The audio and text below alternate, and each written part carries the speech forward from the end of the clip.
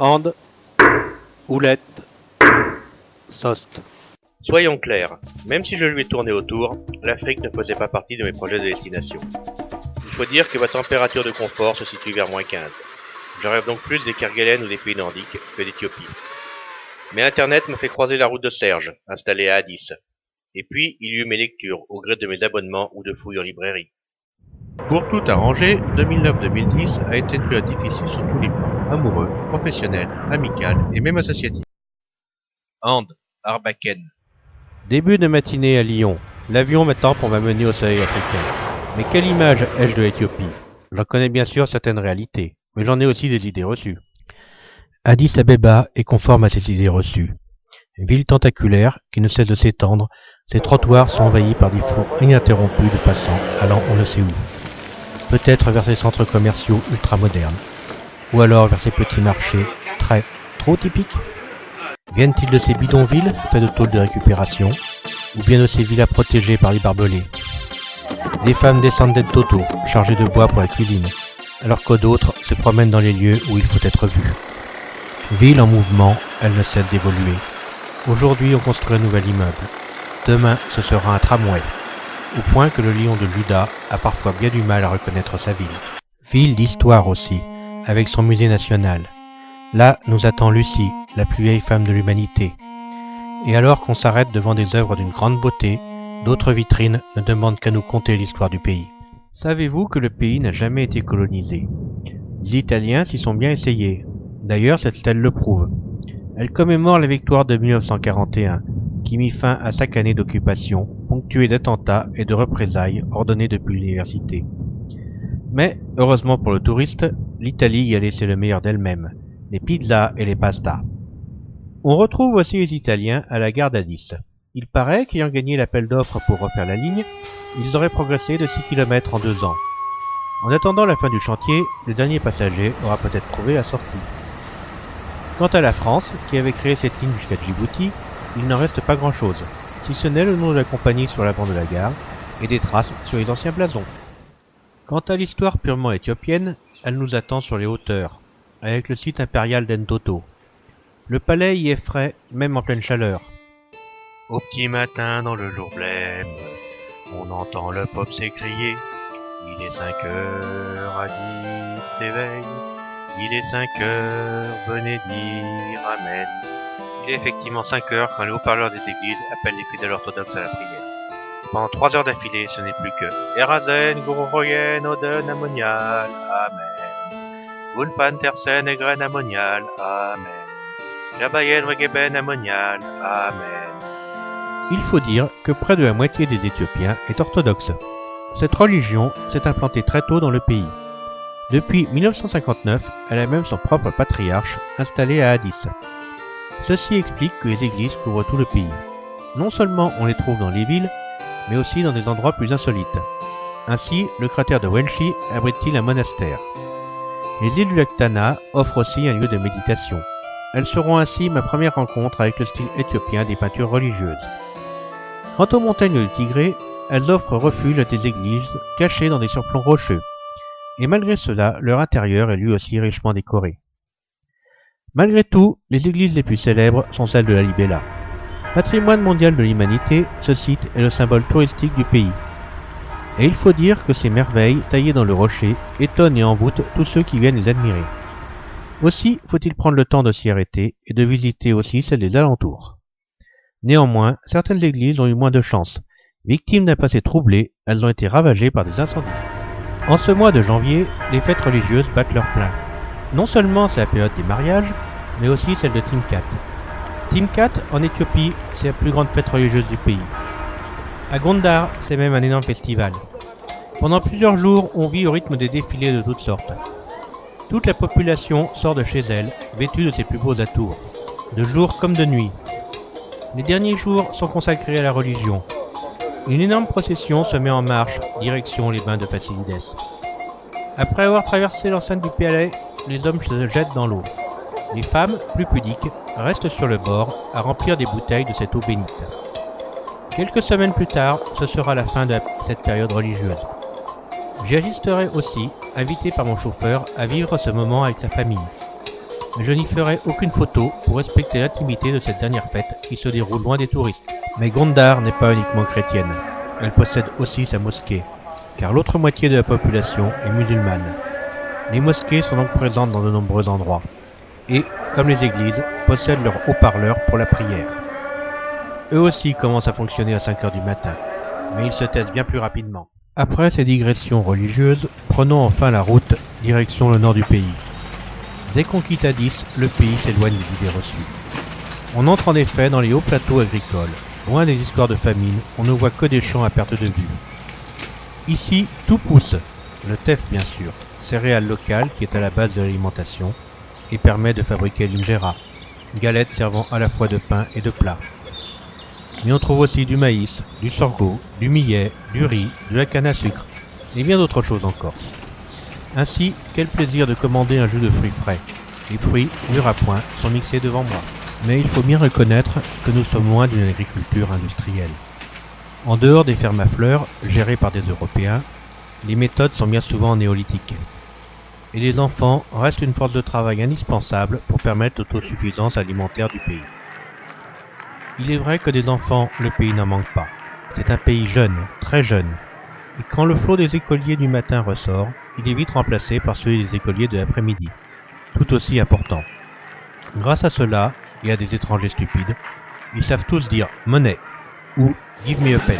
Et, question étranger, le pays est gâté. Déjà à Addis, on croisait la mondialisation à tous les coins de rue. Devant les arrêts de bus, où les Éthiopiens attendent avec leur dernier achat, dans les cafés, alors que l'Éthiopie est l'un des plus grands producteurs au monde, au bar bien sûr, avec l'incontournable. Et sur la route, c'est la Chine-Afrique qui présente son visage. Elle emploie peu de travailleurs locaux et crée des camps pour ses ressortissants. Et puis surtout, il y a les ONG. Difficile d'y échapper, au point de se demander s'il y en a qui ne sont pas représentés. Après les hauts plateaux et ses paysages à perte de vue, il est temps de découvrir le fleuve de la discorde. Le Nil creuse une profonde vallée, plus de 1000 mètres de dénivelé. En la remontant, on arrive à ces chutes, peu impressionnantes en saison sèche. Et finalement, on se trouve devant sa source, le lac Tana. Vraie mer intérieure, il assure la richesse de Bardar. Les touristes partent le matin explorer les îles. Les pêcheurs sur de frêles radeaux en roseau y tirent leur subsistance. Et les hippopotames se prélasent dans ces eaux. À la sortie de la ville, nous passons devant le monument en souvenir des victimes de la guerre civile. Cette guerre, qui a fait tant de morts, est toujours présente dans le paysage, particulièrement le long des routes. Mais aujourd'hui, nous nous dirigeons vers un lieu de paix, la communauté Oramba. Le journaliste de Spiegel, que j'y croise, intitulera-t-il son article « Le communisme fonctionne ?» Car c'est bien le principe de vie de cette communauté.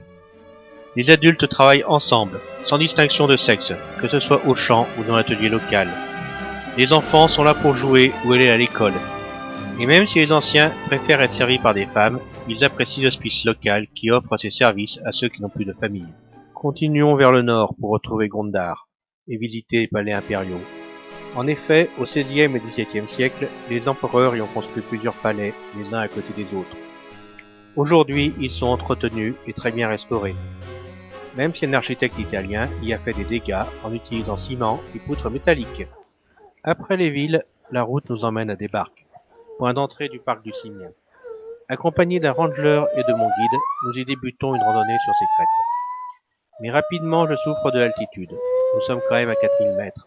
Et je devrais atteindre le campement en voiture. Sur place, les clans de Gelada sont là pour m'accueillir. Singes paisibles, ils passent leur temps à se nourrir, peu préoccupés des touristes. Ils se laissent photographier sans difficulté. Il n'en sera pas de même pour le bouquetin d'Abyssinie, qui se déplace en limite de portée de mon appareil. La suite devient plus compliquée. La route, au-delà de Debark, est le territoire des terribles coupeurs de route. Au volant de leur 4, ils empêchent les véhicules de passer. Il faut alors attendre que les rochers soient enlevés pour continuer. Grâce à cela, dans quelques années, il y aura une vraie route et non une piste poussiéreuse que nous devons continuer à emprunter.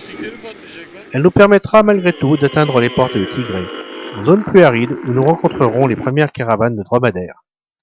L'objectif de la journée est Aksum, première capitale du pays, célèbre pour ses immenses obélisques. Bien sûr, les Italiens sont passés par là.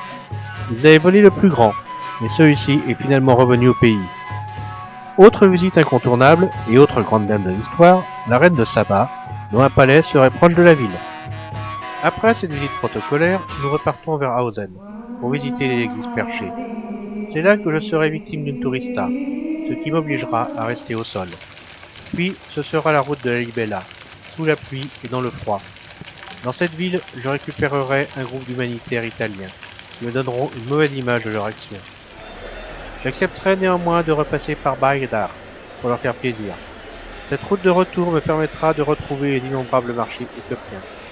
Suivant les jours et les lieux, j'y visiterai le marché aux animaux, certains ébus y ont des cornes magnifiques, ailleurs ce sera plutôt fruits, légumes, épices et céréales. Après un bref retour sur Addis, direction les routes du sud, le long des lacs marquant la vallée de l'Omo. Cette ligne bleue mène jusqu'au Kenya. C'est un incroyable refuge pour la faune locale. D'un coup, nous sommes réellement en Afrique. Avec les zèbres, les hippopotames, les oiseaux, les crocodiles, les autruches, et bien d'autres encore. L'appareil photo crépite de toutes parts tellement il y a à voir. Mais ce n'est que le début de ce séjour au sud toutes. En ces lieux préservés où l'eau peut être vapeur, l'homme semble perdu dans cette immensité. Pourtant, il existe des villes. L'une d'elles a un passé récent mais très présent. Avant de devenir empereur sous le nom de Haïlé Sélassié, il n'était que le roi Tafari. Celui qui a permis à un mouvement poético-mystique nord-américain de trouver son messie. Et ce n'est pas M. Robinson, un des premiers Rastas installés à sa cheminée, qui me contredira. Dans cette ville, il aurait été donné par l'empereur. À proximité se trouve Irgalem, en territoire Sidamo. Si vous aimez le café, ce nom ne vous est pas inconnu. Lors de la visite du village, on m'en offrira un, accompagné de galettes de faux bananiers. Pour les obtenir, on racle les feuilles, puis on laisse la pulpe fermenter pendant plusieurs mois. Autre montagne, autre population. Après quelques heures de route, nous voici au village d'Ordé.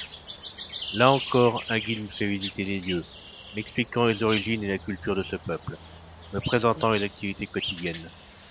Puis, je serai avalé par une hutte éléphant. C'est dans ces habitations qu'ils vivent et qu'ils logent les touristes. Je n'en serai recraché que le soir venu, métamorphosé en Alain le Terrible, prêt à suivre et à participer aux danses qu'offrent les villageois. Puis, nous redescendons dans la vallée, direction les Konso. Saviez-vous que sur un 4x4 Toyota, ce sont les boulons des sièges arrière qui tiennent le réservoir? Non? Moi non plus, jusqu'à ce que notre réservoir tombe sur la chaussée. Il nous faudra alors retourner sur Arba Minch. Pendant que le chauffeur tente une réparation, je visiterai la ferme aux crocodiles. Qui veut un beau sac à main ou de belles chaussures? Choisissez votre crocodile sur pied. Les flexibles Made in China inquiètent autant mon chauffeur que moi-même. Pour continuer dans la vallée de l'Omo, ce n'est peut-être pas ce qu'il y a de mieux. Donc, changement de programme. Le sud, ce sera pour un autre voyage. Nous filons sur Awassa pour une vraie réparation. C'est la deuxième ville du pays, au bord d'un beau lac. On peut y voir des tas d'oiseaux, des hippopotames, et oui, encore, pour profiter de son marché aux poissons et de la colline qui se trouve à côté. Mais n'espérez pas y téléphoner, le réseau mobile fonctionne très mal. D'après la rumeur, cela aurait un lien avec le fait que ce serait une ville étudiante, donc poétiquement agitée. Et c'est ainsi que se finira ce premier séjour, quand le soleil se couche sur Éthiopie. Oulette, Best des Bob. 2013. C'est avec plaisir que je retrouve la circulation éthiopienne. En attendant que tout soit prêt, direction Mercato, le grand marché d'Addis. Après cette plongée dans la foule, je décide de me rafraîchir dans les forêts d'Enpoto.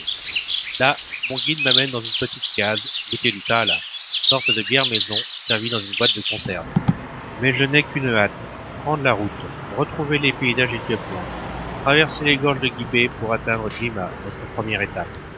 Là, le guide du musée, appréciant ma connaissance du pays, me guidera dans les montagnes pour découvrir le palais royal et ses environs. La route, de nouveau, à travers les montagnes du sud-ouest. Mais rapidement, les champs laissent la place aux plantations de thé, aux lignes très ordonnées. Et les femmes que nous croisons en sont des ramasseuses, dansant et chantant pour se donner du cœur à l'ouvrage. Arrivé à Mezantafari, on nous annonce qu'il faut changer nos plans. Les ethnies que nous devions visiter s'accrochent avec l'armée, probablement à cause d'expulsions pour vendre la terre à la Chine. Nous mettons donc le cap sur Gambela, à proximité de la frontière soudanaise. Et pour cela, à Gorée, il faut descendre des hauts plateaux sur la plaine. 2000 mètres de dénivelé, nous découvrirons plus tard les effets. Gambela est située sur une rivière. La ville possède même un port. Mais je suis trop mal à l'aise dans les bateaux locaux pour traverser, ce qui fera bien rire mon chauffeur. Nous irons donc visiter les réfugiés soudanais en voiture. La guerre du Sud-Soudan a en effet fait nombre de déplacés venus se réfugier en Éthiopie. Pour eux, la visite d'un occidental est un spectacle. Les enfants viennent autour de moi, m'encerclent de leur rire, me demandant qu'à être pris en photo.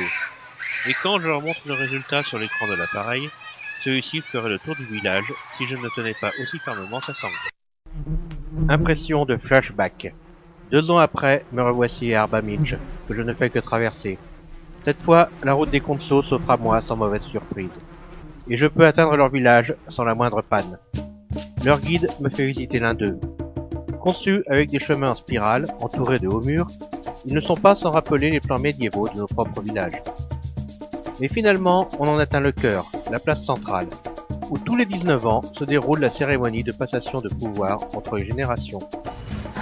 Ensuite, changement de continent, direction New York et ses gratte-ciel.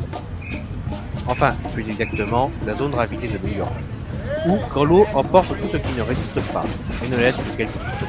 En direction du parc de Mago, Quai Affer est un arrêt incontournable pour les touristes. D'abord pour s'y restaurer, mais surtout pour visiter son marché typiquement éthiopien, où les prix s'envolent pour les touristes. Puis ce sera l'arrivée à Tinka, pour découvrir que la descente de Gorée a fait sauter le bouchon du liquide de vaisselle. Heureusement, il reste la raquée pour se remonter le moral, après avoir admiré le travail du forgeron. Par contre, la visite au Merci me bloquera. Quand tout un village vous saute dessus, disant « Photo 5 bières !» Cela n'encourage pas. Et donc des photos, il n'y en aura qu'une seule. Pour reprendre goût au voyage et aux rencontres, il me faudra aller à Tourmi, chez les Hammer. D'abord au marché, où je rencontrerai des Suédois me racontant que, pendant la guerre, l'aviation italienne a bombardé leur ambulance de la Croix-Rouge. Au camping ensuite, où je profiterai de la proximité de la rivière pour photographier les singes qui s'ébattent dans les arbres ou au sol. Et il faut avouer que les colobes sont magnifiques. J'y croiserai aussi un groupe de Français, mais j'aurai bien plus d'échanges avec leur guide éthiopien qu'avec eux. Au village Hammer, enfin, où je ferai quelques photos. Je me ferai d'ailleurs un peu engueuler par les habitants, parce que je n'en fais pas assez, mais cela reste bon enfant et amical. Et pour finir en apothéose, j'assisterai aux réjouissances traditionnelles d'avant-mariage.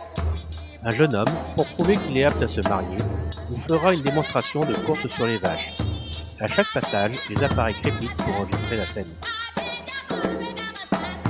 Un peu plus loin, les futurs époux se préparent sous l'œil trop indiscret des touristes.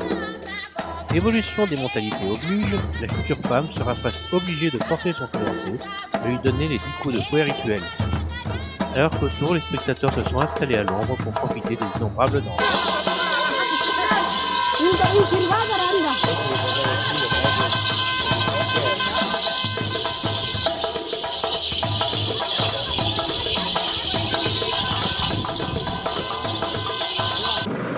Mais il nous faut à nouveau partir, continuer à descendre vers le sud, là où règne le coton, et sous peu le palmier à huile. Bientôt, un pont traversera l'Omo. Mais en attendant, il faut continuer à utiliser les longs bateaux traditionnels pour se rendre de l'autre côté, à la rencontre des Danagesh.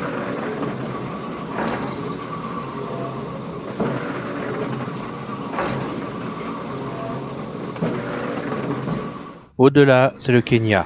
Il est donc temps pour nous de repousser chemin. Direction l'Est.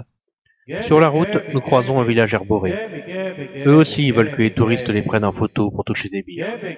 Alors, j'irai plutôt m'intéresser à leurs troupeaux, ou flâner au milieu de leurs huttes, intrigué par ces étranges œufs de terre qui leur servent de silo. Notre dernier arrêt s'effectue chez les Borana. Ce peuple vit autour d'un volcan.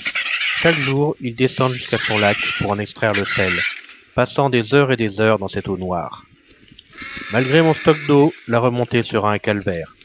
Je suis même obligé, peu avant le sommet, de demander qu'on aille me chercher une papaye, car je commence à faire une hypoglycémie. Je la payerai cher, car chaque Borana qui m'a accompagné exigera d'être payé, se comportant ainsi en vrai vautour. Maintenant, il est temps de quitter les régions des ethnies. Les peuples qui y vivent sont parfois accueillants, parfois insupportables, mais chacun à sa manière aura marqué ce séjour. Le retour à la civilisation se fait d'abord à Tutifele, le Karnak local, un champ de stèles dont nombre sont maintenant couchés au sol. Ensuite, ce sera un arrêt détente à Hawassa, dans un hôtel haut de gamme au vu de la douche, qui ne marche pas. Mais, à défaut, il y a toujours le lac. et toute cette vie humaine comme animale qui s'organise autour. Enfin, ce sera la lodge de Irgalem. Là, je prendrai un café suivant la cérémonie rituelle. Et je serai spectateur du repas des vautours. Mais mon estomac sera dérangé par la nourriture trop occidentale. Pour mon arrivée à Dinsho, j'ai droit à un accueil digne d'un Premier ministre. Toute la population s'est massée pour m'accueillir, vêtue de ses plus beaux atours. Pourtant, je ne venais que pour découvrir le parc national du Balai. Et il est vrai que, dès la porte d'entrée passée, les animaux sont déjà présents autour de moi. Et même si j'ai une affection miroir toute particulière avec les Nyala, je ne dédaigne pas les autres animaux. Les antilotes et autres phacochères sont donc aussi les bienvenus à ma tente.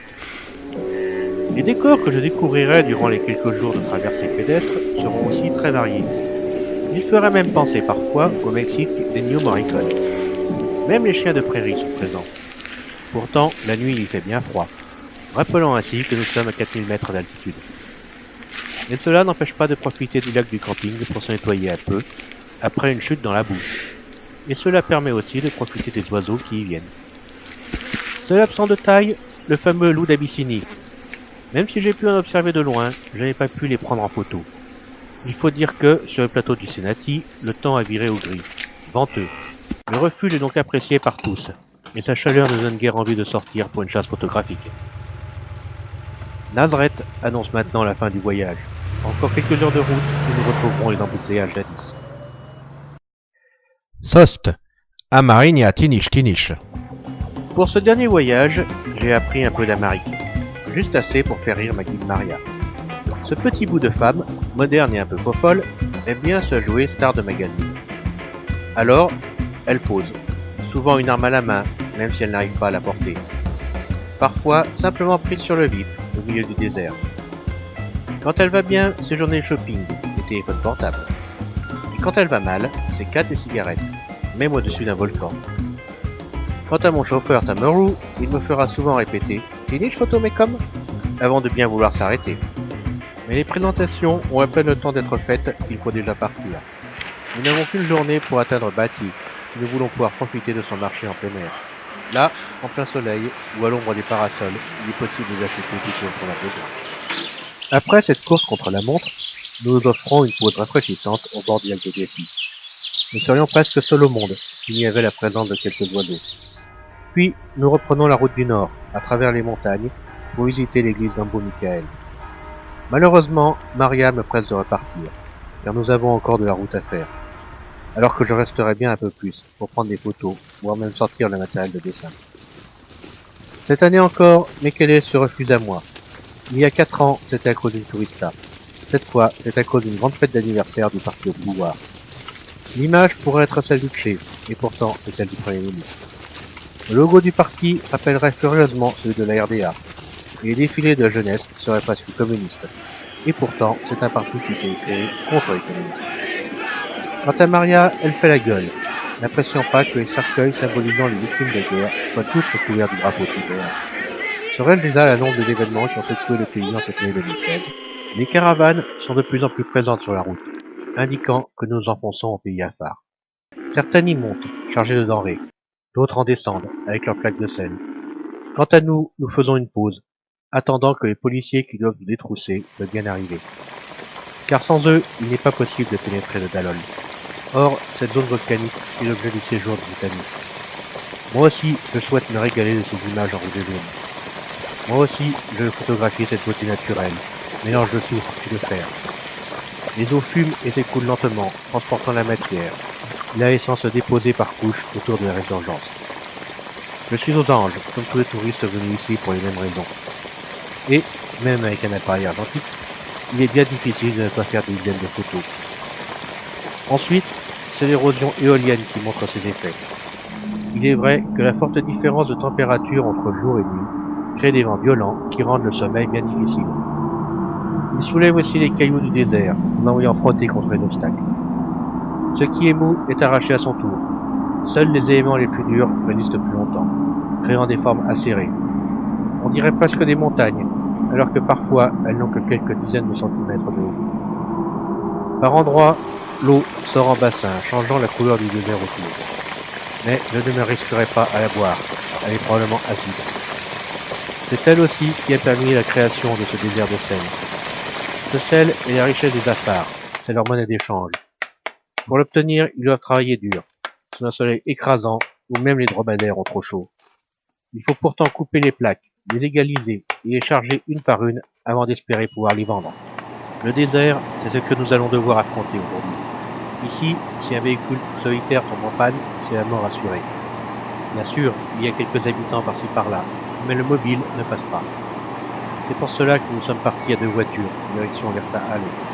Ce volcan, il faudra le gravir à pied. Et quelle récompense en haut. Dans la nuit, son lac de lave danse la taratan.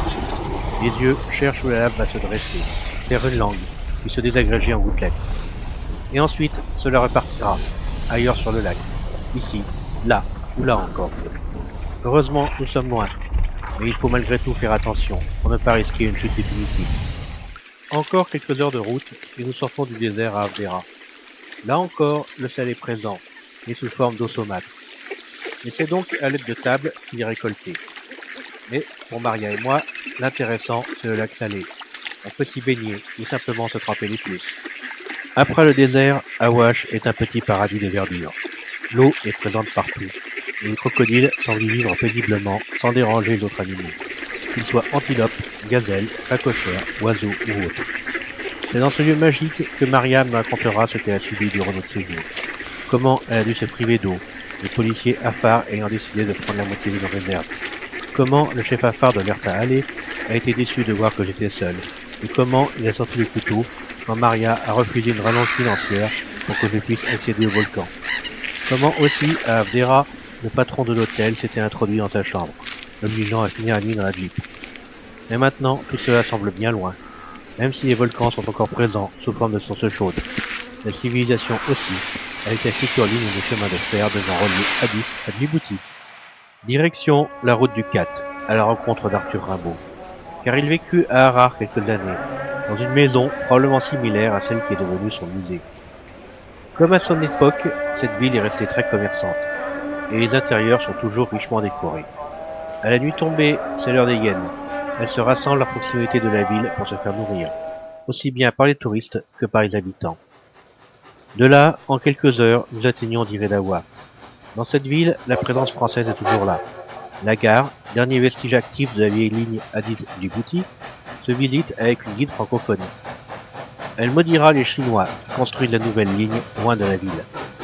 Elle nous racontera la vie de ces vieux wagons qui continuent encore de fonctionner, tout en sachant que, dans quelques années, tout fermera et finira aux oubliettes de l'histoire. Et pourtant, c'est l'histoire, ou plutôt la préhistoire, qui m'a fait venir dans cette ville. Car, à quelques kilomètres, se trouve un site rupestre dont j'avais entendu parler par hasard lors de mon premier séjour. Je voulais donc à tout prix le visiter. Et Lago Oya vaut effectivement la visite. Même s'il est difficile de prendre les peintures en photo, et s'il faut batailler avec les guides pour les empêcher de les arroser d'eau. Car, si cela fait ressortir temporairement les couleurs, cela les détruit aussi.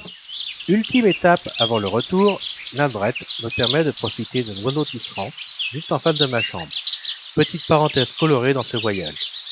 La ville montre aussi son industrialisation galopante, y compris en termes d'élevage. Et l'autoroute toute neuve qui le relie à Addis est un vrai plaisir, moi des canons. À Addis, Serge m'emmènera découvrir Wacha Mikael, église un peu secrète au-dessus d'Arad Kilo. Et je quitterai Maria et Tamaru après une dernière journée ensemble, passée dans un des parcs de la ville. Arat, il ne faut jamais dire « Fontaine, je ne boirai jamais plus ton Highland ». Alors qui sait?